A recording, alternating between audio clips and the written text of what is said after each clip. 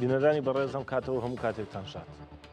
ئەمڕۆ ڕۆژێک بوو کە پڕ لە ڕوودا و پڕ لە پێشهات و پڕ لە یەکلاکردنەوە بوو. ئەمڕۆ لە عێراق لە دوای چاوەڕوانێکی زۆری گەلی عێراق دوای بەسەرچوونی کاتێکی زۆر بە وادەی هەڵبژاردنەکان و یەکلاکردنەوەی ئەنجامەکانی هەڵبژاردن، دوجار ئەنجومەنی نێران کۆبووە و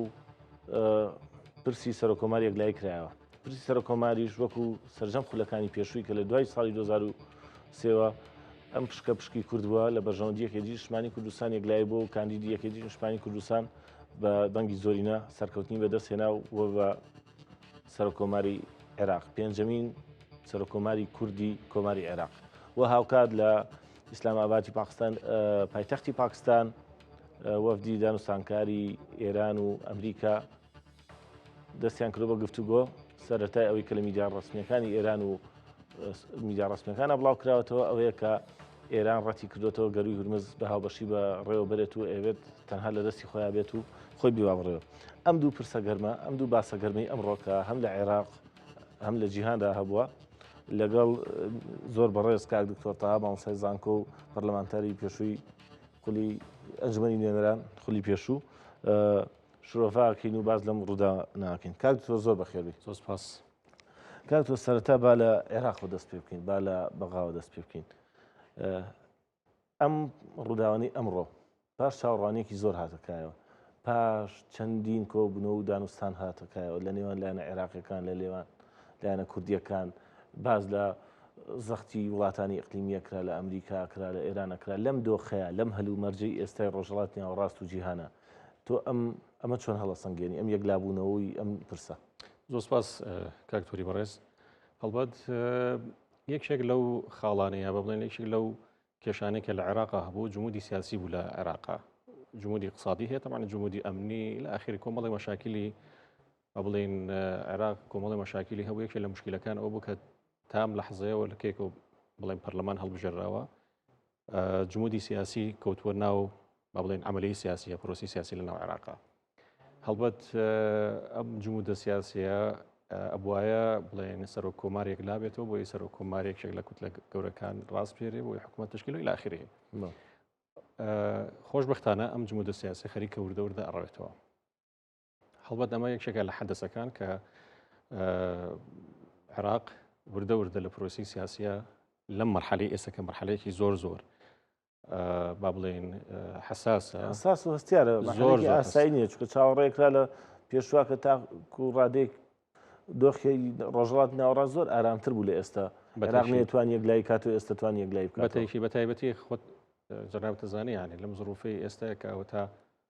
مشکلەی ئێران و ئەمریکا و ئیسرائیل و وەزعی مەنتیقەکە و یعنی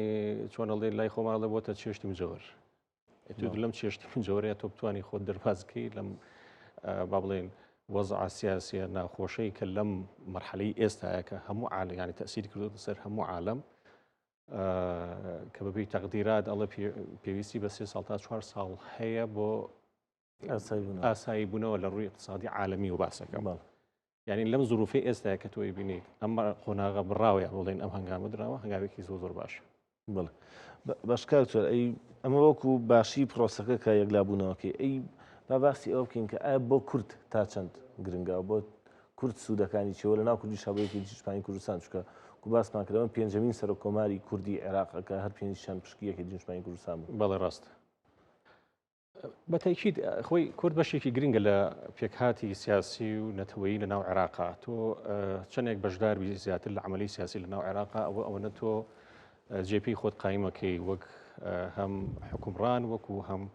با بڵێن شوناسی نەتەوەیی خۆت کە وەکو کورد تۆ لە ناو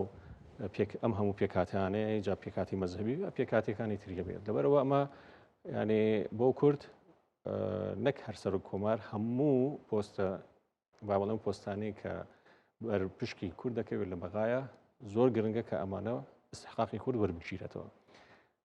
وەکو پێگەی کورد لە ناو عێراقەکە خۆتە زانی عێراق بە زەحمەت ئستقراری تێکەوێت، یعنی هەر جارە هەر مەرحلەیە و بەزمێکی بۆ دروستە بێ، بەس بۆ کورد زۆر گرنگە لەم مەرحلەیە کە خۆی ئەو ئەزمونت هەبووە لە باڵەکانی پێشووکاندا ئەنجومەنی نوێنەرانی عێراق بووی. ئەو هەلومەرجی هەڵبژاردنە لای ڕای عەرەبەکان، ڕای شیعەکان، ڕای سونەکان تا چەند وابستەی ئەوەیە کە ئەڵێ هەرێمی کوردستان یەک ڕیز بن بۆ نمونە ئەمڕۆ پارتی دیموکراتی کوردستان بایکۆتی دانیشتنەکەی کردووە حیزبە کوردیەکانی تر مەسەلەن دوو کاندیدما بوونەوە لە کۆتایی هەردووکیان کورد بوون کە بەڕێز دکتۆر مستەفامین وەزم 15 دەنگێنا لە خولی کۆتاییە و نزار ئامێدی کاندیدێکی نیشتیمانی کوردستان بە سەرکەوتنە گەورەی بەدەستێنا بۆ ژمارە زۆری دەنگەکان. ڕای عەرەبەکان چۆنە؟ ئالای ئەوانیش ئەگەری ئەوە هەیە کە بیر لەواکەنەوە یەکێک لە خولەکان ئەم پۆستە بچێتە لای سونە، چکە ئەمجارە هەندێک دەنگۆ بڵاو بووە لە میدیاکان یاخود لە ناو کووردا ئەوان بۆیان گرنگە بۆ یەکێتی بەیان یەکێتی نابینن بە پشکی کورد هەموو نەتەوەکای بینن. خۆی بەتەکید یعنی یەک هەڵوێستی بۆ کورد زۆر زۆر گرنگە هەر لەمەیە لە هەر پرسێکی سیاسی لە عێراقا بێ لە مناوچەکەیە بێ لە هەر زروفێکا بێ پرسی کورد و یەک ڕیزی کورد گرنگە. ینی تۆ وەکو کوتلێکی بە قووەت بچیتە پێشەوە و یەک هەڵوێستت هەبێت و یەک تێڕوانینی یاخۆیە دیدگای سیاسی هەبێ ئەوە گرنگە. ململانی سیاسی شتێکی ئاساییە لە سیاستە. حزبێک حەزەکات پۆستێک وەرگرێ بچێتە ناو ململانی سیاسی وەکو جەنابەت ئیشارەت پێ ئەو چەند حزبی کە چونە ناو ململانی سیاسی و پارتی دیموکرات یەکگرتووی ئیسلامی لە ئاخرەمانە. ئەمە حاڵەتێکی من بەڕێی شخصی خۆم طبیعیە. یعنی و ڕەنگە چەندێک ناکۆکشی لە ناو با بڵێن ئێمەی کورد کە وەکو جەبهەیەکی کوردی هەیە بەتەکید هەمان ناکۆکیش لە ناو شیعە هەیە لە ناو سونەکانە هەیە لە ناو هەتاکو لە ناو پێکاتی مەسیحەکانی شەیمە و ساڵە ینی وای لێ هات کوتلەی مەسیحەکان کێشەیەشان هەبوو یەکێک لە بڵێن ئینەکانیان ئەندامی بڵێ ئەندامەکانی کە دەریش چوو بوو جێگاکەی چۆڵ بوو یا با بڵێن بەپێی کۆمەڵێک عملی انتخابی ئەوانە ئەبوایە دەستی لە کار پێشادوێکی تر هاتە جێگای. ینی مە بەس قەزەکەی من لێرەیە چییە؟ بوونی ناکۆکی ئاسایی و حتا ئێستا شیعەکان تا ئێستا خۆیان یەکلا نەکردوەوە بۆی کە یعنی یەکشارەین تر بودام نابوو کە تۆ پێشبڵی چییە بێ بەبستم وەکو ناکۆشی ئەمە بەتایشید یەکڕێزی گرنگە. هەبوونی ناکۆشیە هەبوونی ململانی سیاسی لە ناو پرۆسەیەکی سیاسیە شتێکی طبیعیە. یەکێتی نیشتیمانی کوردستان جەنابەت ئیشارەت پێ لە 2005 یەک ساڵ سونەکان وەریان گرت ئەم شێخ عەرەبەکە بوو غازی عەزیزیاوەر بەڵێ لە سای 2004 بۆ 5 وەریگرت مەرحەلەیەکی انتقالی وەریگرت دوایەتر ئیتر بوو بە پشکی جەنای مام جەلال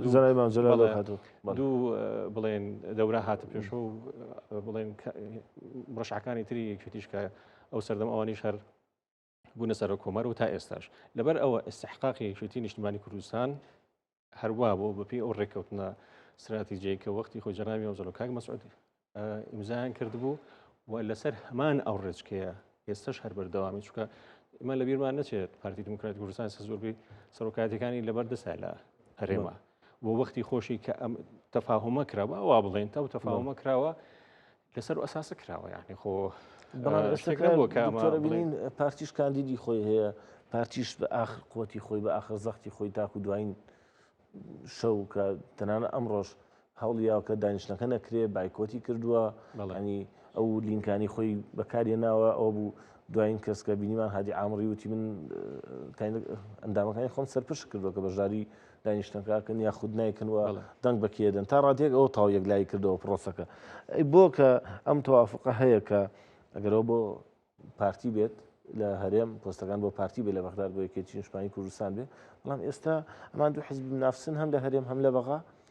کاندیدی سەر بەخۆیانەیە هەوڵی سەر بەخۆیانەیە عیلاقاتی سەر بەخۆیانەیە مانۆڕی سیاسی خۆیانەکەن مەسەڵەن سەرۆکی یەکێتی نیشتیمانی کوردستان چێ بۆ بەغا سەرکردەکانە بینێ هاوکات پارتیە چێ سەرکردەکانە بینێ هەوڵێن بۆ بەدەستهێنانی پۆستەکە تاکو جاری لە خولی پێشۆش بینیمان کە سەرەتا وشارزێباری کاندید بوو دواتر ڕێبەر ئەحمەد بوو. ئەمە بۆ کە ئەگەر ئەو تەوافقە هەیە لە کاتێکشا لە هەرێمی کوردستانە بینی ئێستا یەکێتی نیشتیمانی کوردستان بە ڕێکەوتنی لەگەڵنەوەی نییە کورسەکانی هاوتای کورسەکانی پارتی دیموکراتی کوردستانە مەسەلەن ئێبەیەکێک لە سەرۆکاتیەکانیان لابێت ئەوەی پارتی ڕازی نابێت و ئەو یعنی بەستوی سیاسی باس کرد لە بەغا دروست بووە لە عێراق دروست بووی سەرلارەی کوردستان تا ئێستا بەردەوامە. وەکو باسم کرد ئوستاز ینی ململانی سیاسی لە ناو ئەحزابی سیاسی حاڵەتێکی ئاساییە و طبیعیە کاک بابڵژ لە تەصریحەکەی خۆیان ئیشارەتی پێ ئەوەی کاک فواد کە 50 ساڵ لە خەباتی هەیە و ئەمە ئیشارەتی بەوەیە کە ئێمە ینی دوو حیزبی سیاسی ڕەنگە ناکۆکیمان هەبێ زۆر ئاسایی شەکاتچتە ناو ململانەیەکەوە بۆی وەرگرتنی پۆستێک کە وەری ناگرێت کە ناتوانیت مەسەلەن لۆبی بۆ بکەیت بەتەیشی نەتیجەکەی ئەوە بێ کە سەر ناکەوێ و حاڵەتەکە طبیعیشە ینی حاڵەتێک نییە بڵێ ئێمە دانیشین ینی شتەکان بە حساسێت وەرگری دایمان لە ظروفی سیاسی مەصالح دەورە بینە لە نێوان حزبەکانە لە نێوان دەوڵەتەکانە لە نێوان کوتلە جیاوازەکانە مەسلحەتی ئەم ئێستا وایە بۆ نوعا ئەچێتە ناو پرۆسیەکی دەنگدانەوە کە سەرکەوتو نابێتایە طبیعیە نەتیجەکە طبیعیە ینی تۆ لە نەتیجەیەوەی کە سەرکەوتو بیت و سەرکەوتو نەبیت ئەلمهم نەتیجەیە تۆ نەتیجەیەکە دێناوە سەر نەکەوتوی لەبەرەوەی ناتوانێت و لۆبی بۆ بکەیت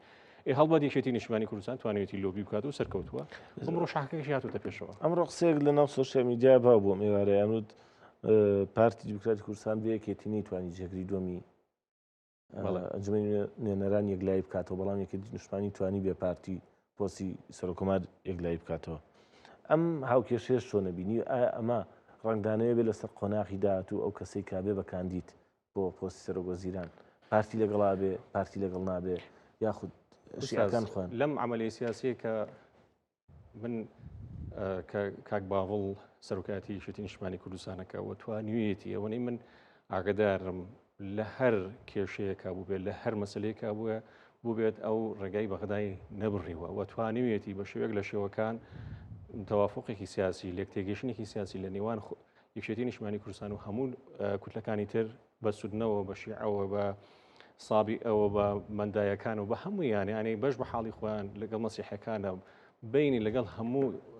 پردی پەیوەندی لە نێوان خۆی با بڵێن یەکێتی نیشتمانی کوردستان و لە ناوان هەموو ئەو کوتلانەیە باش کردووە بە ئەومان لەبیر نەچێ ئەمە یاریکردنی سیاسی بەڕاستی پیاوی سیاسی ئەیکا و ئەمە من دەستخۆشیێکی زۆر گەورە بۆ کاک باوڵەکەم کە توانوێتی لەم مەرحەلە حساسەیە بە شێوەیەک لە شێوەکان هەم یەکێتی نیشتمانی کوردستان و هەم کۆمەڵانی خەڵکی کوردستانیش لەم ئەزمەیان دەرکات بە تایبەتی خۆتەزانانی ئەم وەزعانی کە ئێستا لەم ئاخر و خریا ڕوویە ئەم هەموو درۆن و مرۆن و هەموو ساڕوخانە کاندرا بێ هەرێمەوە یعنی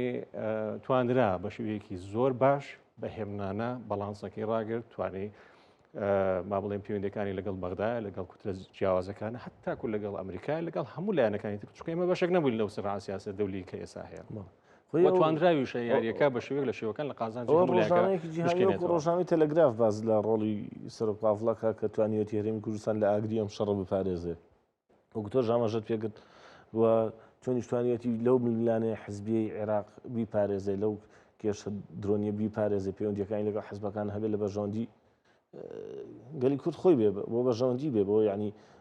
ئێمە بینیمان لە شەڕی موچە سەرۆکی یەکێتی بوو چەند جارێک سەردانی بەغدای کرد و بینیمان سەرۆکۆماری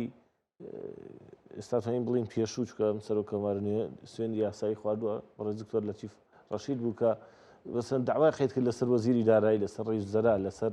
مەسەلەن هەوڵی تەواویانە ئەمانەش خۆی لە خۆیان دەستکەوتن بۆ گەلەکەمان دەستکەوتن بۆ کورد ئەین ڕۆڵی ئەم پێگەیە لە بەغا وەکو ئەوە نییە کە هەندێک وایە بینێڵە پۆستێکی تەشریفاتی نەخێر ئیشی گەوری پێکراوە و ئیشی گەورەشی پێکرێ ئوستاز خۆی بەڕاستی تێگەیشتن لە مووقعی کورد لە بەغدایە زۆر گرنگە کە یا وعی سیاسی هەبێت لەوەی کە تۆ مووقعت چێت لە پرۆسی سیاسی لە وڵاتی وەکو عێراقا ئەمە بە شعارات و بە کۆمەڵێک هاژوهوژی ئەعلامی و ئەمسەر و ئەوسەر ئەمە تۆ ناتوانانی دەستکەوتەکانی خۆت بپارێزی و ناشتوانی لە عملی سیاسی بیتە پێشەوە یەکێتی نیشتمانی کوردستان دایمان من لە سەردەمی و پێشبنیش و لە سەردەمی جەنابی مام جەلالیشا تێگەیشتنی سیاسی ئێمە وەکو یەکێتی سیاسەتی یەکێتی نیشتمانی کوردستان وەکوی من تێگەشتم ئەوەیە کە ئێمە بەشێکی لە وڵاتە بەپێی دەستور حەق و مافی خۆمان جیاکراوەتەوە و ئێمە بەپێی دەستور هەرێمی کوردستانمان هەیە و بەپێی دەستور زمانی کوردی ناسێنرا وەکو دووەم زمانی ڕسمی لە ناو عێراقا بەپێی دەستور با بڵێن هێزی پێشمەرگەی کوردستان ناسێنراوە ئیتر بە هەر ناوێک بێ ئەلموهیم تۆ وجودی هەیە تەواجودی هەیە ئەمانە هەمووی دەستکەوتی زۆر گرنگن ئەمە سەرۆکۆمار پارێزەری دەستورە بە تەیکید لەبەر ئەوە لە ڕوانگەی ئەوە لە سۆنگەی ئەوەی یەکێتی نیشتمانی توانیوێتی وعی سیاسیەکەی بەو شێوازە دەربڕێت لە ناو کۆمەڵانی خەڵکی کوردستانە لە ناو هەموو پێکاوتەکانی تری عێراق و هەتاکو لە دەوڵەتانی دەوروبەریش ئەمە لەبیر نەچێ عێراق ڕاستە سەروەرێکی تەواوی هەیە ڕاستە لە ڕووی دەستوریەوە لە ڕووی با بڵێن سنوورەوە دەوڵەتە بەڵام ئەجەندای دەوروبەر ڕۆڵێکی زۆر گرنگە بینێت لە معادلە سیاسەکان لە ناو عێراقا چ تورکیا بێ چ ئێران بێ چێ هەتاکو ئەمریکا بێک بە شێوەیەکی سەرەکی و ئێستا ڕەنگە سووریا محوەری سونەکان لە خەلیجیەکان ئەمانە هەمووی نفوزی خۆیان هەیە لە ناو عێراق لە ڕێگەی کاریگەریانە لەسەر یەکلاکردنەوەی 100% کاریگەریان هەیە یعنی لەو سەردەمەی ئێمە و پێش ئێمە و ئێستاش هەروایە لەبەر ئەوە وەرگرتنی باڵانس لەم هەموو کێشمە سیاسیەیە ڕازیکردنی دەوڵەتانی دەوروبەر هەرچەند ئەمە خۆ ئیشی هین نییە بەڵام تۆ ئەبێت تێگەی ئەو وعیە سیاسی بەکاربێنێ کە ئێمە خەتەر نین بۆ یەک پارچەی دەوڵەتانی تەرجا چی ئێران بێت چی تورکیا بێت چ محوەری سونەکان بێت لە خەلیج و ئەمانە و هەروەها زدی ئەو مەرجەوەندیانەش نین کە ئەمریکا لە مەنتیقەکە هەیەی تایبەت لەم دۆخی ئێستا و بەتایبەت لەم دۆخی ئێستاش لەبەر ئەوە ئەمە تێڕوانینی یەکێتی نیشتمانی کوردستانە و سیاستی یەکێتی نیشتمانی کوردستانە و وعی سیاسی یەکێتی نیشتمانی کوردستانە لە ناو هاوکێشەی سیاسی لە عێراقا. باش کار زۆر ئەگەر باز لە ئەو سەرۆکۆمار بڕۆینە دەرەوە چینە سەرباسی ئەگەری کاندیدی سەرۆکوەزیران ڕێکەوتن و تەوافقی لایەنە شیعەکان و وەکو بیدمان تاکو ئێستا بە ڕسمی دکتۆر نووری مالکی نەخشاوەتەوە بڵێ ینی بەڵام سەرڕای ئەو هۆژدیارانەی کە لەلایەن کونسوڵخانەی ئەمریکا لایەن نوێنەری دۆناڵد ترامپەوە کە پێی درا و بە تایبەتیش ئێستا ئەو دۆخە کاتۆتە پێشەوە کە ئێران هێشتا ڕوون نییە ئێران بەهێسترە لە جاران یاخود لاوااسترە لە جاران ئەمریکا بەهێسترە لە جاران یاخود لاوااسترە لە جاران هەژبوونی ئەم وڵاتانە چۆنە مێنێ لەسەر ڕۆژهەڵاتی ناوەڕاست وەکو سەرەتای بەرنامەکە باسم کردو بۆ کۆتایی دامناوە گفتوگویەکی لەبارەوە بکەین مەسە ئێران ئەو سێمەرجە نەماوە کە پێش جەنگەکە باسی لێواکراکە جەنگەکە مەرجەکان وەستاندنی بەردامە ئەتۆمیەکەی بوو سنوورداکردنی تواناموشکەکەی و لەگەڵ هێزە پرۆکسیەکان ئێستا باس و خواسی گەرمەگە دیقەت بێت گەروی هورمزە و تا ڕادێک ئابووری نەک تا ڕادێک زۆرێک لە ئابووری عێراقیش لەسەر گەروی هورمزە ئەم عێراقە نوێیە ئەم هێزە شیعانەی ئێستا ئەم دۆخی ئێستا تۆ چۆنی ئەبینی بەرەو چ کاندیدێک بڕۆ ئایا نووری مالکی توانێت بەردەوام بێت لەوەی کە هەیەی یاخود نایان تۆ پێ دوایە یەکلاکردنەوەی پرسی سەر و کۆمار بەو شێوە خێرایە لە ئێستەیە پەیامێک نییە بۆ تا ڕادێک شیعەکانش ڕێکەوتنیان کردوێ بۆ کاندیدی خۆیان بەتایشی دەمە زەختێکە ئەوە هیچ ئەبێتە زەختێکی یەکلاکەرەوە بۆ شیعەکانی ژەبێ بیر لەوە بکەنەوە کە کاندیدی با بڵێن قەراری کۆتایی خۆیان بن باوا بڵێن چونکە وەکو جەنابەت فەرموو دەڵێ نووری مالیشی ئێستا هەر کاندیدی شیعەکانە بۆ سەرۆکوەزیران ئەمە دیارە بەڵام باشە ئەگەر لە حاڵەتێکە مالیکی هەر بەردەوام بێت لەمە نەتیجەکەی چییە؟ ینی با ئێمە وا بڵێ لەسەر ئاسی دەولی و لەسەر ئاسی قلیمیش و لە ناوخۆشە ئەسلان یعنی نەتیجەی ئەوەی کە مالیکی بەردەوام بێت لەم وا بڵێن لەم سەرکێشەی خۆیە کە ئێستا ئەڵێ من هەرە بێ بێمە پێشەوە ئەوانە ینی ئایا نەتیجەکەی چییە بێ؟ نەتیجەکەی کارەساتبارە بێ وەکو چۆن ئەگەر ئێرانی ئەمریکا ئاشکرانەوە نیە بە کەناڵێکی ناڕاستە بڵێ ئەگەر ئێران موافقەتی نەکردایە و موافقت ئەوە نەبووە کە هوتنەکە ئەم هودنەیە چی ڕۆئەیە مەسەلەن دڵنیام لەوەی کە ئەمریکا وەکو چۆن لە حربی عالمی دووەمە کە ئاخر ئینزاریە هەمان ئەو ئینزاری کە ترەمپ ئەیوت کە تەختی عەرزەکەی یەکەم هەمان ئەو ئینزار وەختی خۆشی لە حربی عالمی دووەمە بە یابانیەکانی کرد ڕازی نەبوون هەر تەسلیمت تا هیرۆشیما و ناکازاکیان بڵێن بەسەر هاتوو و تەختی عەرزەکان کرد دواتر ئیتر هین بوو ئەمە ئەمریکایە لەبەر ئەوە تۆ عێراق هەرهی زۆر دوور نەڕووین زیاد لە 120 نازانم 160 ملیار دلار پارەی مۆڵی لە بانقی فیدرالی عێراقایە فیدرالی بورە ئەمریکا عێراق هەر هیچی پێ نەکرێ ئەگەر ئەمریکا ئەگەر بە عسکەریش لی نێهات کە دوور نیە مەش بەکاربێنێ کە بەکاری شێناو لە گروپە توندڕەوەکانی سەر بە ئێرانەمەنی حەشد و ئەمانە پارەکانی بلۆکەکە ئەی دوایەوە تۆ چیەکەی يعني مثلا هەنگاوێکی ئەوە ئابووری عێراق بنکە بەهێزەی نییە ئەو ژێرخانە بەهێزەی نییە ئێران کە خۆی ڕابگرێ یاخود وەکو هەندێک وڵاتە خۆی ڕابگرێ عێراق بەرەو کارەساتی گەورەی ئابووری بەتەیشیت یعنی ئەمە بڵێن ئەم نەوع سەرکێشانە بۆ عێراق ناگونجەیە بە تایبەتی تۆ ئەگەر سیرکەی هەم لە ڕووی سەربازیەوە ئەو قووەتە زۆرەی نییە ئێران بەم هەموو ئیمکانێتی سەربازی خۆ نەیتوانی لە خلالیەوە چەند ڕۆژە 40 ڕۆژە ڕۆژی خانەوە چی بەسەر هات حچی قوتی ئاسمانی و بەحری و ینی ئەوەی کە هەیە مثلەن لە ڕووی قوتی عسکەری و هەمووی خاپور و وێران کرا ئەی عێراق يعني عراقي بەرگەی ئەوە ئەگرێ بەرگەی ئەگرێ مثلەن بەرگە هەیە ناگرێت يعني بەپێی هەموو تەقدیراتی خۆمان کە خۆم لە بەغابووم یاخۆ ئەوەی کە خۆشمان ئەیزانین. جا تو پێ دوایە ینی مالکی ئەو دەسەڵاتی هەبێت لە ناو شیعەکان و لەناو عێراقا کە تەواو پێداگری بکە بۆ بەردەوامی خۆی بۆ ئەوە؟ من قەنەعاتم نییە لەبەرەوەی زۆربەی زۆری ڕەنگە هەندێک لە کوتلە تونڕەوەکان مەسەلەن دامی مالیشی بکەن بە زۆربەی زۆری کوتلەکان لەگەڵ ئەوەیان نین حتا خۆ قەیس خەسالیش لەگەڵ یانی کە کوتلەیەکە بۆ ناسراوە کە زۆر دژی بەری ئەمریکا و ئەوانەیە یعنی بەڵام کاکتر ئەمڕۆ لە زۆرێک لە میدیا و ڕۆژنامەنووسان و ئەو گروپانی کە وەتەزانانی وەزان جەنابیش لە هەندێک لەو گروپانەی هەم لە ڕۆژنامەنووسان و سیاسی عێراقیەکان و کوردیەکان باز لەوە کرێکە ئەگەری سوودانی بەهێز بۆت دووبارە بوونەوەی سوودانی بەهێز بۆتەوە تۆ چۆن خوێنەوە بۆ ئەماکە تەسەورەکەم ڕاستە یان ئەگەڕێنەوە بۆ کەسێکی تر دەقی ئینگلیزیەکەڵێ فەیڤریتی بەڵێ فەیڤریتیانە بەڵێ فەیڤریتی ئەمریکایەکان وەکو چۆن ئەمەی سەرۆکی پەرلەمانی ئێران خالیباف محەممەد باقر وەکو هێن ترامبوتی هیز مای فەیڤرت یعنی ئەو فەیڤریتی منە. هین سوودانی شێکێکە لەو کەسە شیاوانەی کە تا حدێکی زۆر باش با بڵێن ئەمریکا بەدڵیەتی باوا بڵێن یانی لەبەرەوە تەسەور ئەکرێت بۆ ئەم خولەش سوودانی بڵێن بچێتەوە سەر کورسی سەرۆەزیران هیچ تا ڕادەیەک بە پێوەی ئێستا دیارەکوتم لەو گروپان و لە میدیا پشتیوانی ئەو پرۆسی ئەمڕۆ بووە هەوڵ یاوەکە پرۆسەکە بەڕێوە بچێت و هەڵبژاردننی سەر و کۆمار بکرێت ئەمەش بە دیوەکە بە بەرژۆندی خۆی خوێنرێتەوە بۆی لەو ماوە کەمەیە کە چکە سەرشی عە لە بەردەمی حراجیەکی گەورەیە بێگە سەر و کۆمار کوتلەی گەورەترین کوتلە ڕابسپێرێت بۆ سوودانی توانیوێتی معادلەکە بە شێوەیەک لە شێوەکان با بڵێن باڵانس ڕابگرێت هەم لە ناو کوتلە شیعەتون ڕەوەکانە و هەم با بڵێن وەکو حکومڕانی هەرچەند با بڵێن تێبینی زۆر لەسەر بە تایبەتی دوایەوەی کە موچە دواکەوتنی هەرێمی کوردستان و ئەم کێشمێکی لە نێوان حکوومەتی هەرێم و لەگەڵ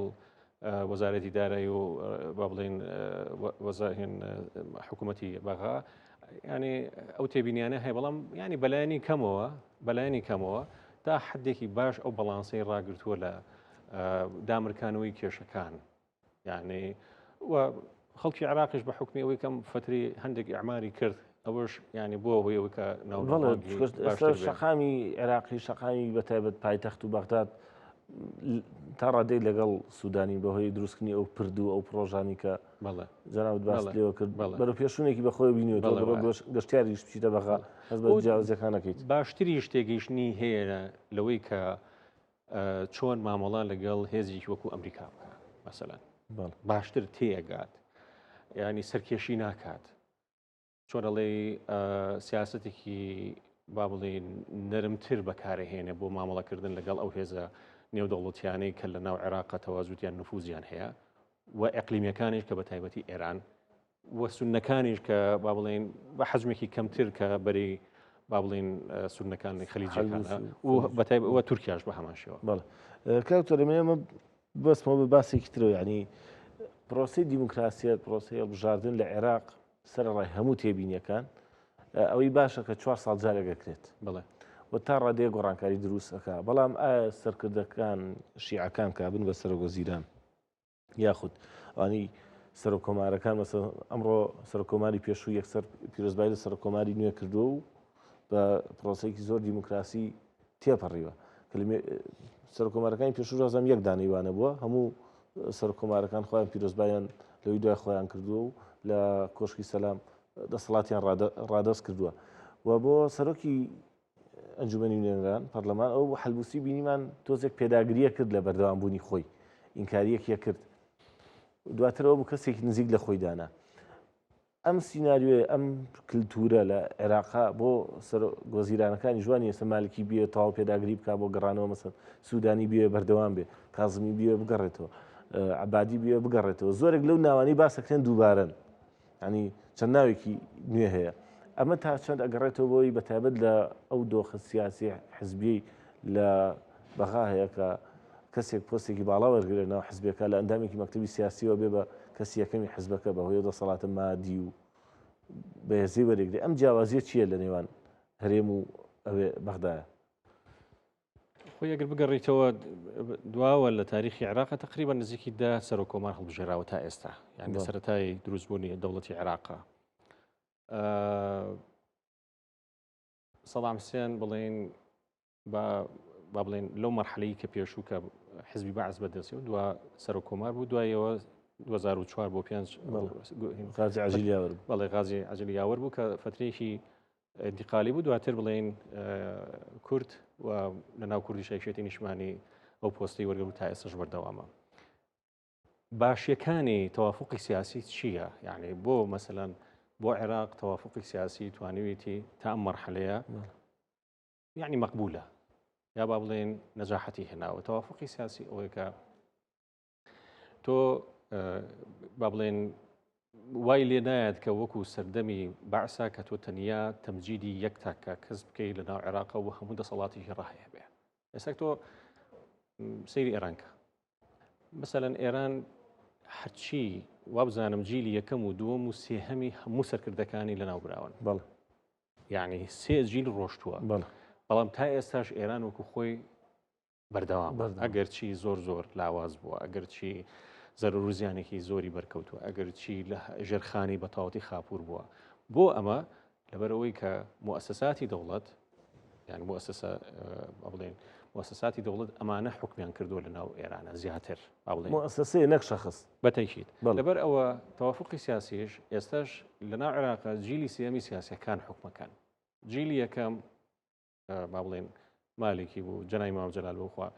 معارضەی عێراقی سەردەمی بەعز بوو. بەڵێ ئەمە جیلی یەکەم و جیلی دووەم ئەوە بڵێن ئەوەی کە خۆت ئەمانە بوو. جیلی سێم ئەمانەی ئێستا حەلبوسینە حەلوسێکی تر بڵێن ئامۆزاکەی ئەمانە ئیتر ئەم تەوافق سیاسیە وای کردووە کە ئەم هینە دروست نەبێ با بڵێن ئەم تاگەڕەویە لەناو عێراقا دروست نەبێ بە شێوەیەک یعنی بە شێوەیەک لە شێوەکان. تۆ حسابی ئەو کە عێراق یعنی عێراقێک بووە کە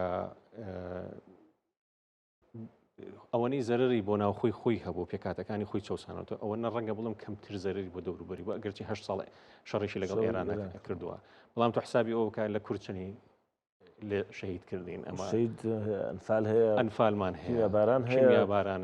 شیعەکان بە هەمانکان هەیە ینی کەمترین زەرەر کە بەری کورد سونەکان بوو لەناو عێراق. لەبەرەوە عێراق ینی تۆ بنیادنانەوەی با بڵێن نەتەوەی و کۆمەڵایەتی و سۆسیۆلۆژی عێراق و یا با بڵێن ئەوەی کە دوای 2023 کە دروست بووە یا با بڵێن کە عێراقیان سەر لە نوێ دروست کردەوە گەیشتویت بە مەرحەلەیە تا حدێکی زۆر باشە ینی تا حدێک شیعە کێشەی نییە یەکێتی نیشتمانی کوردستان بێتە پێشەوە بۆتە سەر کۆمار یا با بڵێن کورد بێتە سەر کۆمار مەسەلەن شیعە مشکلەی نییە با بڵێن عەرەب مشکلەی نییە جێگری سەرۆک وەزیران و وەزارەتی خارجە کورد بێ بۆ نمونە یا وەزیرەکانی تری کورد بێت بۆ ئەم جارە زۆر باز لەوە ئەگەری هەیە وەزیری دەرەوە نێنەوە بە کورد چکە من پێم وایە چەند شتێکشم خوێندەوە کاتی لوتکەی عەرەبی بوو کە ئەو کەسانی نوێنەرایەتی عێراقیانە کرد ئەو کات جەنابی سەرۆک کۆمار سەرپەرشتی قیمەکەیە کرد لە بەغا وەفدی عێراقیش وەزیری دەرەوە دکتۆر فواد حسێن بوو. ینی هەردووکیان کورد بوون. ئەمە بوو بە تەنزێک لە میدیا عەرەبیەکانە میدیا عێراقیەکانە کانود ناکرێت تۆ ڕیپریزێنتەری تۆ نوێنەری تۆ کە ئەگەر پارێزەری دەستور و کەسی یەکەمی وڵاتەکە سەرۆک کۆمار بێ کورد بێ و هەروەها وەزیر دەرەوەکەشە هەر کورد بێ کە کورد بە وەک خۆت وتت لە دەستورا وەکو دەتەوەیەکی عێراق دانی پێدراوە زمانی کوردی زمانی دووەمە لە هەموو نووسراوێکی ڕسمی حکومەتی عێراقیە هەیە. بەڵام ئەمە تا ڕادەیەک بۆ شەقام و بۆ میدیای عێراقی قۆمقۆیەکی دروست کردو بوو کە لەو باوەڕیان بۆ ئەم جاریان پرسیارەکە جواب بکەین. ئایا ڕۆڵی کورد لە ناو عێراقا چۆن بووە؟ مەسەلەن ئەم هەموو پۆستەمان هەبووە جەنابی کاکتۆر لەتیف سەرۆک کۆمار بۆ بڵێن ئاخر ئەگەر هەر باسی ئەخیر دانە بکەین نەگەڕێنەوە مام جەلالیش ئەمە وەکو پرسیارێکش دوای لێ دەکەم توانێتی سەرجەم پێکاتەکان پێ کۆ بکاتەوە زۆرترین کۆبنەوەی ینی لایەنەکانی کردووە هەوڵێکی نێوەنگیریە یاوە و بنۆکو شخصی خۆم مۆزوعی بە پارێزگابوونی هەڵەبجە و ئەوانی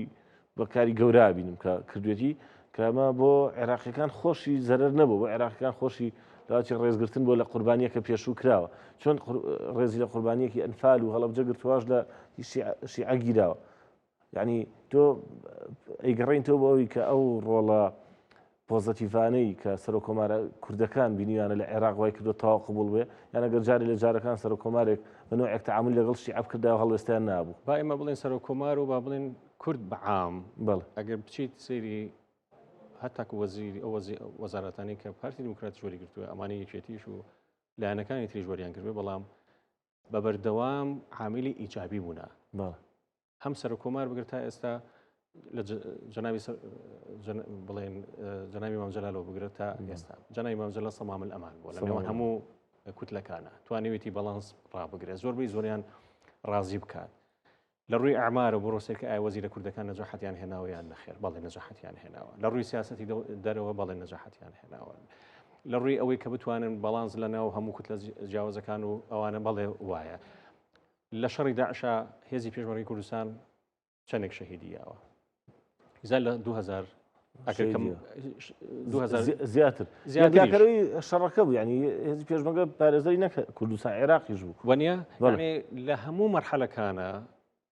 دایمەن کورد عاملی خێر بووە بۆ عێراق دایمەن ڕاستە لەوانەیە لە مەرحەلەکان هەرچەند سیاسەتی یەکێتی هەروە بووە کە ئێمە بەشێکی لە عێراق و ئێمە بەشێکین لە سیاسەتی ناوخۆی عێراق ڕەنگە لە مەرحەلەکان بڵێن پارتی دیموکرات کە با بڵێن مەسەلەی ڕفراندۆم و ئەمانە هاتە پێشەوە نەتواندرا قەنەعەت بە هەموو لایەنەکان بکرێت کە کورد با بڵێن بچێتە مەرحەلێکی تازەترەوە ڕاستە ئەمەیان ئەم تەواجودی هەبوو لە ناو عێراقە بەڵام لەگەڵ ئەوەشە کورد دایمەن تەواجودی پۆزیتیڤی هەبووە و توانیویەتی بەڵانس لە ناو هەموو ڕەئیە جیاوازەکان کوتلە جیاوازەکان بە متەشەدیدەوە بە میانڕەوەکانەوە بە هەموو تعاملی لەگەڵ هەر هەمویانە کردووە و نەژبووەتە عاملێکی خراپە بۆی عێراق بە شێوەیەک بڕوانێتە کورد کە با بڵێن عێراق بەرەو پاشەگەردانی بارەیە یاخۆ بڵێن شەڕی ناوخۆی تا دروستکە وەکەوەی کە داعش و لە ناوچە سونیەکانە کە زۆربەی دروست زۆربەی داشاکان لەو مەنتیقانە دروست بوو لە هێزاری 6 بڵێن تهدید ئەمنی هەیە کاکتۆر هەر وابەستە بۆ ڕووداوەی عێراق بمانەوە نەمانەوێت ئەو کۆبنەوە و دانوستانانی ئێستا لە ئیسلامەبادی پایتەختی پاکستانەکرێ کاریگەری لەسەر دۆخی عێراق بێ کاریگەری لەسەر حکوومەتی داهاتووی عێراق بێ بۆ هەم بۆ سەرۆکۆمار کە بەڕێزار ئەمەدی بۆ 4 ساڵی داهاتووە هەم بۆ ئەو لایەنە شیعەی ڕادەسپێردرێت و حکوومەت پێگەێنێ بۆ کابینی داهاتوو ئێستا چەند خولێکێک پێش ئێستا نەتانیاهۆ لێدوانیاوە ئەڵێ ئێران زۆر لاواز بووە ئیتر جارێکتر وەکو ئێرانی پێش جەنگ ناتوانێت هەڵسو کەوت بکات و لەلایەکترەوە مەسەلەن ئاژانسی فارسی ئێرانی بڵاوی کردوتەوە بە مانشێتی سەرەکیڵێ وا دیارە واشنگتۆن پێشبینیەکە ئەوەی لە ڕێگەی دانوستانە ئەنجامەکانی بەدەستێنێ لە ڕێگەی جەنگ شکستی هێناوە و لەو لاشەوە ئەمریکا داوای بەڕێوەبردننی گەڕووی هورموزەکە بە هاوبەشی و ئەمڕۆ چەند کەشتێکی ئەمریکی پێدا تێپەڕ بوون کە وەکو نمایشێک سێرەکرێت کە ینی وەکو باڵادەستی خۆیان لە گەروەکە ئەم دۆخەش چۆنە خوێنیتەوە هەم وابەستە بۆ عێراق هەم وابەستە بۆ ناوچەکە و بۆ دۆخی جەنگی ئێران ئیسرائیلیش ئەمریکا پێویستی بەم هودنەیە هەبوو زەختێکی زۆر هاتووە سەر ئەمریکا و هەموو عالەم لە ڕووی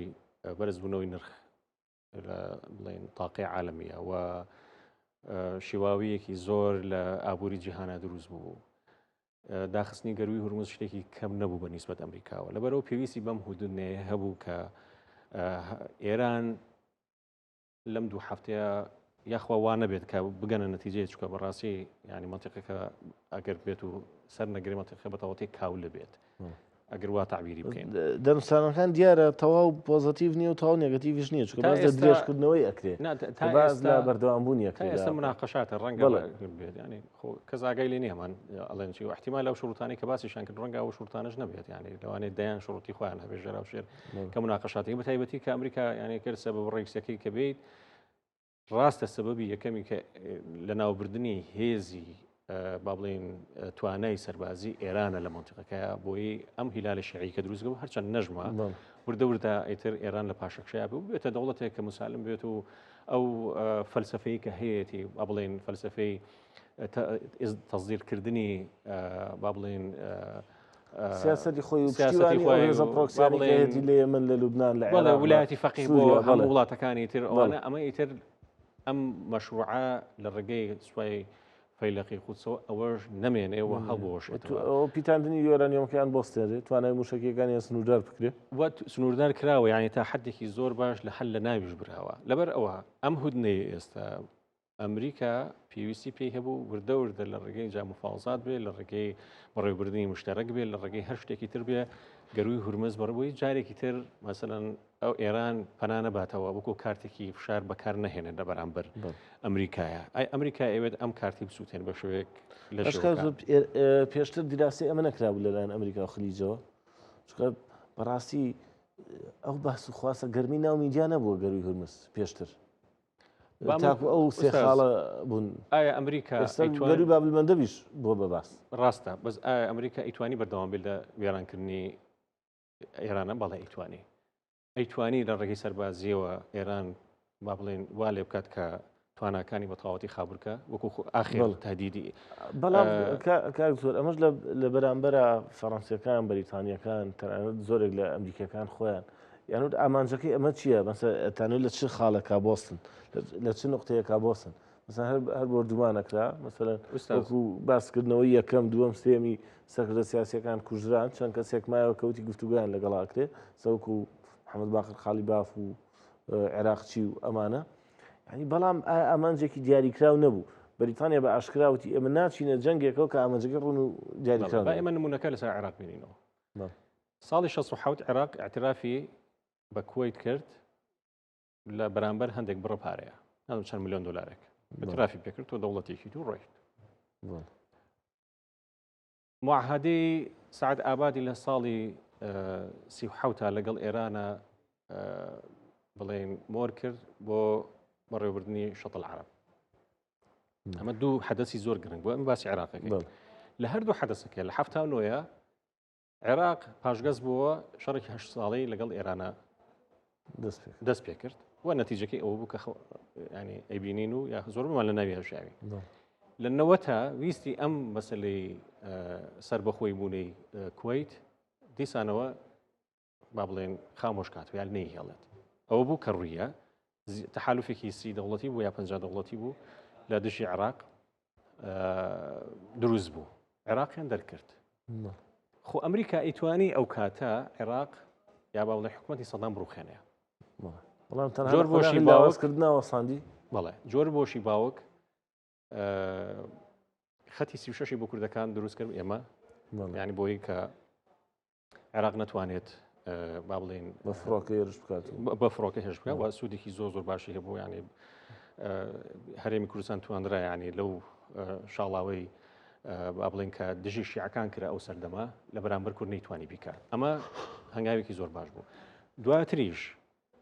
ئەمریکا بۆ لاوازکردنی تواناکانی عێراق هەر بەردەوام بوو لە لێدانی پێگە سەربازیەکانی لە 96 ئەگەر بە هەڵیان نەبوو لە 99 لێیایە و دیسان تا 2003 تاوای لێکرد بە تەواوەتی حکوومەتی عێراقی کۆتایی هات لە ڕووی مؤسساتیەوە لە ڕووی سەربازیەوە بە تەواوەتی لاوازی کرد. ئەمەی ئێستا کە با بڵێن ئەمە وێنەکەی عێراقەکە هەیە ساڵی 90 عێراقە ئەم دۆخی ئێستا ئێران ئێمە باز لە ئاکتینی ئەمریکاکەین کاتێکە هجووم ئەکا جەنابەت پرسیارە لەوە کردوتی بیریان لەوە نەکردوێتەوە باسی گەروی هورمز بەڵێ من دڵنیام لەوەی کە بیریان لێ کردوێتەوە ئەمە خەڵی شیش ڕۆژە نەبووە ئەمە دەیان مەراکزی بحوس و ینی دیاریکردنی مەساڵحی خۆیان و مەراکزی استراتیژی ئەمانە هاتوون ینی دیاریان کردووە کە ئەگەر ئەمە بکرێت ئەمە قابلە ئەمریکا تەسەور ناکەم یان نەیزانی بێکە بێگومانێکی بەقوتی هەیە ئێران هەڵناگرێت هورموزە ینی دڵنیام بێگومان بەڵام یەک شت کارتۆر وەک شەڕەکانی پێشوو من چاوەڕێ ئەکرا بەرەیەکی گەورە دژی ئێران دروست بێ بەڵام جارە ناتۆ نەچۆ پاڵ ئەمریکا بەریتانیا نەچۆ پاڵ ئەمریکا سەرن تەنها وڵاتانی کەندا و تا ڕادەیەک تاو نەچوونە جەنگەکەەوە ئیمارات کە زۆرتر لە ئیسرائیل زیاتر درۆن نێردرا بۆ ئیمارات کە بەو شێوە ڕاستەوخۆی نەچۆتە جەنگەکەەوە کە چەکی سەربازی و توانای خۆی بەکاربێنێت دژی ئێران. ئەمریکا لە مەرحەلەی ئێستاە ئەوێت بە شێوەیەک لە شێوەکان هەیمەنەی خۆی و وەکو قوتێکی نێودەوڵەتی گەورە کە بەسەر عالەمە هەیمەنەی خۆی هەیە بپارێزێت. ئەوێت مەسادری تاقە لە لای خۆی بهێڵێتەوە. یەکەم جار ئەوە بڵێن هەوە هیچ ئەوە خەلیج و ئەوانەی لە شەڕی با بڵێن کەنداوە ئەوانەی مسۆگەر کرد و تا ئێستش بەردەوامە. ڤەنزوێلای لە شەو ڕۆژەکە دەستی بەسەراگرت. ئێستا پلانی بۆ کوبا هەیە. ئێستا پلانی بۆ کوبا هەیە. فترێک بە گرینلاندەوە گرتبووی. گرینلاند و ئەمانە. هەرچەند بەپی تەقاریڕوانە شتێکی ئەو نەشی تیانەیە کە بەڵام زۆربەی ئەڵێ تەرکیزی عالمی خست بۆ سەر کە ئەمریکا چێ ئەماکات. بەڵام لە شوێنێکی ترەوە ئامانجی خۆی دیاری کردبوو کە ئێرانە و بەڕاستی ئێران دڵنیامەوەی کە ئەیزانی کە ئێران ئەوەنە بە ئاسانی ناکەوێت. بەڵام بۆ ئەوەی کە باش ینی چۆنڵێ ئەڵە خافڵ گیرانە بێتە ناو مۆزوعەکەەوە وردە وردە ئێران حەسر کات و دەستی بەسەرا بگرێ ئەمەی یەکەم جا بە 12 ڕۆژێکی هات با بڵێن بەرگریەکەی تاقی کردەوە توانیان کە ئاسمانی ئێران لە 12 ڕۆژەکەی دەرکەوت کە ئاسمانی ئێران بە تەواوی لە دەستیا و لە دەستی لە مەرحەلەی ئێستاە ئەوێت هودنە لەوانەیە شەڕ ئەوەی کە ئێستا ئیبینی چونکە ئەوەشمان لەبیر نەچێت ئەو بەپانی تەقاریر هەیە باسەکە کە رووسیا و سین زۆر دەوریان هەوە زۆر هاوکاری هەواڵگری و هەر ڕۆڵیشان هەبوو لە ڕازیکردنی ئەمریکا و بە تایبەتی ئێرانەکانەکانی بۆی کە ڕازی بێت بە ئەم هودنەی لە نێوان خۆی ئێران و بڵێن لەگەڵ ئەمریکا هەیە ینی ئەمەش هەر بۆ خۆی ڕەنگە بڵام زەختێک بێکە لەسەر ئەمریکا بۆی ئەم مەرحەلەی ئێستای بەم هودمەیە ئەم دوو هەفتەی بەم هودمەیە بڵین بەڕێوە بەرێت بەڵام ئایا ئامانجە سەرێکیەکەی ئەمریکا تەنیا هەر ئەمەیە یعنی ئەم هەموو ڕۆژانە 1 ملیار دلار بەستێچووی هەبووە نازەم تا ئێستا زیاد لە چەند تریلیۆنە گەیشتە ئەو هەموو تێچووی جەنگەکە بەڵام کاتۆ لە بەرامبەریشە باز لە شتێکی ترەکرێ ینی ئێران لە ساڵ 1996 نەیتوانیوە بۆ ئازادی ئێستا وەکو ئێستا نەوتە فرۆشە بیفرۆشێ نەوتەکانی لە بەندەری چابەهارەوە لە باشووری ئێرانە فرۆشێکە تۆزێک لە خوار گەروی هورمزەوەیە و ئیسرائیل ئەو غاز و ئەو زەی هەیەی بۆ هۆی ئەم جەنگەوە ئیسرائیل نەعەفو رووسیا بۆ ئەم جەنگەوە هەیەی بە نرخێکی زۆر گرانتر ئەیفرۆشێ بە ئەوروپا لەم جەنگەیە تۆ پێدوانیە ئەوەی بۆ قوربانی کەندا و ناتۆ بوون ئەوەی قازانجی کرد بە دەرەجەیەک رووسیا بوو بەتەکید تۆ خۆی ینی پلانە استراتیژیەکەی ئەمریکا ئەوەیە کە تاقە و با بڵێن کانزای دەگمەنی ئێران دەستی بەسەرا بگرێت ئەمە هەدەفە سەرێکی ئاشکرا ترامپڵێ ئەڵێ نەوتی ئێرانمانەوێت ئەمە واقعە ینی ئەمە دیارە ینی خۆ بڕواژ ناکەم ئەوەنە بەلایەنە مهم بوو بێت ئەو چەند 100 کیلۆیی کە یۆرانیومێکە هیانەیە بەو نوع شەڕێکی ئەوە قورسی لەسەر ڕەنگە لە ڕێگەی دانوستان و گفتوگۆ ئەو بابەتانەوە وەریان بگرێت ئەمریکا ئەوەنە گرنگ نەبێ پێدوانێ بۆ ئیسرائیل گرنگە ئەڵێم لەوانەیە بەو نوع ئەوانە ئەیتوانی لە ڕێگەی گفتوگۆ وەری بگرێت بەڵام بۆ ئیسرائیل ئەگەر بۆ ئەمریکا بەرژەوەندی بێت تێکدانی ئێران و بەدەستهێنانی وزەکە بۆ ئیسرائیل مەترسی مۆزوعەکە هەر تەنیا ئەوە نیە وەکو باسم کرد ینی تۆ خۆی قورسە خوێندنەوەی ئەم بەو شێوازە کە دەریبڕی مەسەلەکان بۆعدی سیاسی تایە بۆعدی هەتاکو دینی تایە بۆعدی ئابووری تایە جەنگێکی هایبەردیان پێ و جەنگەکە سەربازی بوو ئابووری هەموو شتێکە بڕۆ سەیری ختابەکانی ترامپکە بڕۆ سەیری ختابەکانی ناتانیاهۆکە زۆربەی زۆری لە ئینجیل و تەورا دەریان کردووە یعنی هەتاکو کە قسەکانی تەبریرکردنی کە غەزای ئەوە کاول کردووە یەکشێک لە بڵێن ئەو دقانە بوو کە لە تەورات وەریگرتبوو نەتانەیە هۆ قسەی لەسەر کرد کە وەختی خۆی بڵێن قسەیەک هەیە کە لە ناو تەوراتات بڵێن وجودی هەیە سەیری هینکە وا بڵێن